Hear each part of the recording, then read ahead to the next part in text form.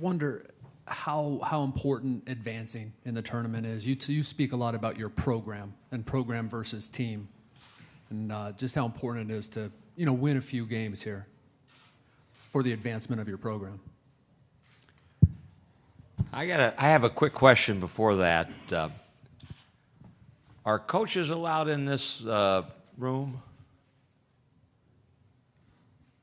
When you talk about our program, I've got the guy that helped jumpstart our program, and that's Eric Sanders in the back, who was on my first recruiting class at San Diego State.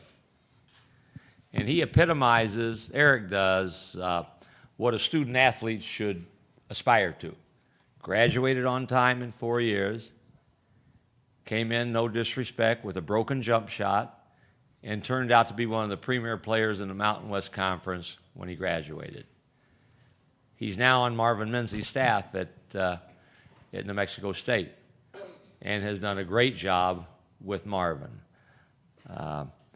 So I think we've got proof of the fact we've got a program all over the place. Guys that we've had are now Division I assistants, productive, successful, and Eric's a classic example of that. So Eric, we'll be enemies for 40 minutes tomorrow, but we love you to death, and you know that.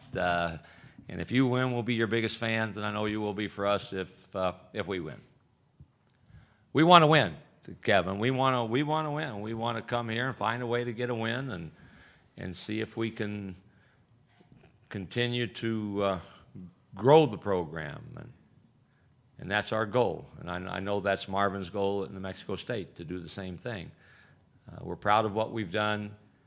When all eyes are on you at this time of year, it seems like one win means a lot more than one win. And I understand that.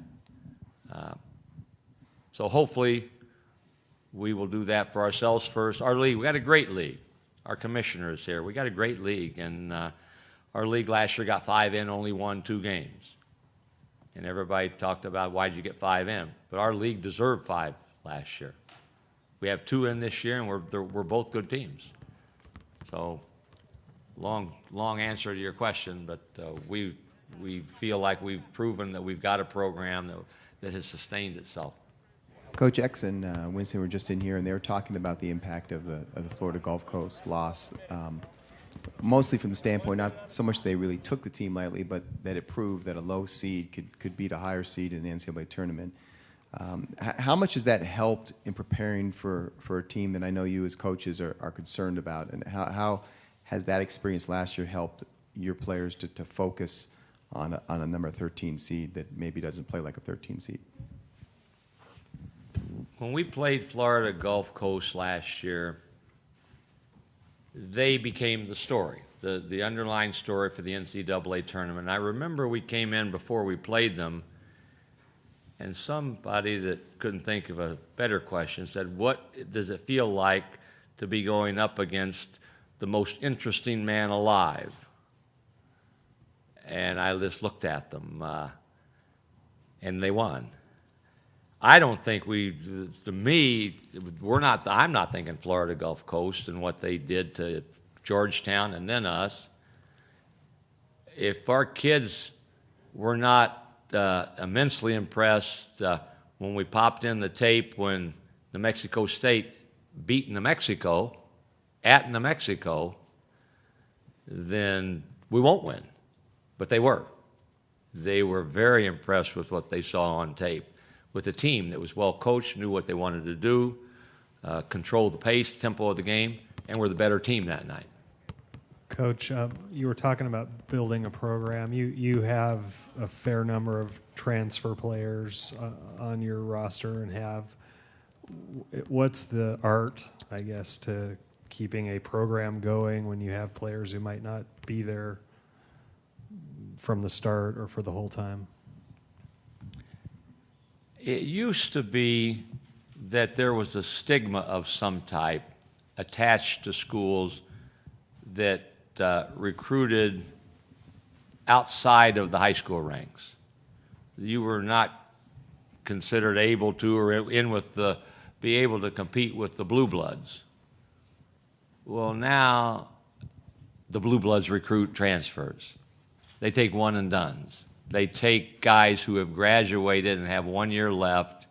They take guys that played in a lesser league and take them in as transfers. And all you have to do is look at rosters all across the country. What we've done at San Diego State is we say, okay, what formula will work for us? And we've had a blend of high school players. Eric Sanders was a high school player. We've taken junior college players, and we selectively have taken 4-year transfers. We, for the second time now, have had a graduate. This year it's Josh Davis from Tulane. We had Garrett Green from LSU a couple of years ago that have come in to fill a void that was desperately needed. So, saying all that, we have one, Angelo Cho, sitting out from Arizona, who's a local, a San Diego youngster, who's come back home. But we signed 4 high school players in this year's class who are very good players. So I think we'll continue to take transfers, but we've turned a lot of transfers down that wanted to come because we didn't think they would be a good fit. I think you can't just take the highest rated transfer that's on the market, on the board, and say we're going to win because we're going to take these 3 guys that when they were in high school, they were 5-star recruits. Nobody wants to take somebody else's problems. But if you know the kids and their families, I think you can do what we've done, and that's take one that you know is a good person. J.J. O'Brien's a good example for me. I thought that he was coming to San Diego State out of high school, went to Utah, transferred, came back to us. I knew more about J.J. than anybody in the country because I worked really hard to recruit him. Those are the kinds of guys, for the most part, that we've gone after and taken and we've known a little bit about. Steve, John Branch from the New York Times, not that you need any reminders, but a lot of people talk about 25 years ago. I wonder if the number 25 means anything to you the way a wedding anniversary does in terms of the championship at Michigan. And do you look at that any differently now, 25 years later? I mean, as you get older and as that gets farther away, how do you look back on that time? Well, initially I couldn't believe that this is the 25th anniversary of that team.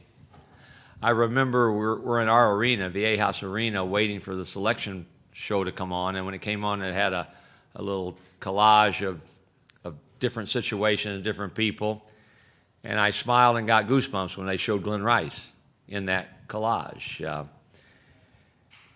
Sometimes in this business, you get lucky, and I was in a position where I was not a rookie coach. I'd coached since 1968, but I was a guy that became a head coach at the college level for the first time, and then I became the storyline. And Glenn Rice and Ramil Robinson and others led us to a national championship, the first and only that they've gotten. I stay in touch with a lot of those guys. Terry Mills calls me quite often. He's doing color now on one of the Michigan network stations, and Mike Griffin now lives in California. So I stay in touch with them. Rob Pelinka is the hottest NBA agent that's known to man right now, and he lives in Orange County. So I've reminisced with them about their careers and all of that, and but it doesn't seem like 25 years ago, but it obviously is. Your future at San Diego State, have you thought about when that timing will happen, when you'll walk away, and does it matter how you do in a tournament? I mean, is it possible that, win or lose a certain way, that you would say now's the time? No, I'm not gonna. I don't think do what Al McGuire, John Wooden did their last year. I'm planning on being back next year. Got one more year left on a contract, and after that, we'll just see what happens at the end of the following year.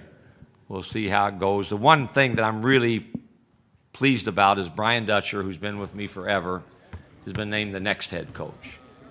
And I promised him it wouldn't be as long as Boeheim's assistants had to wait before he takes over.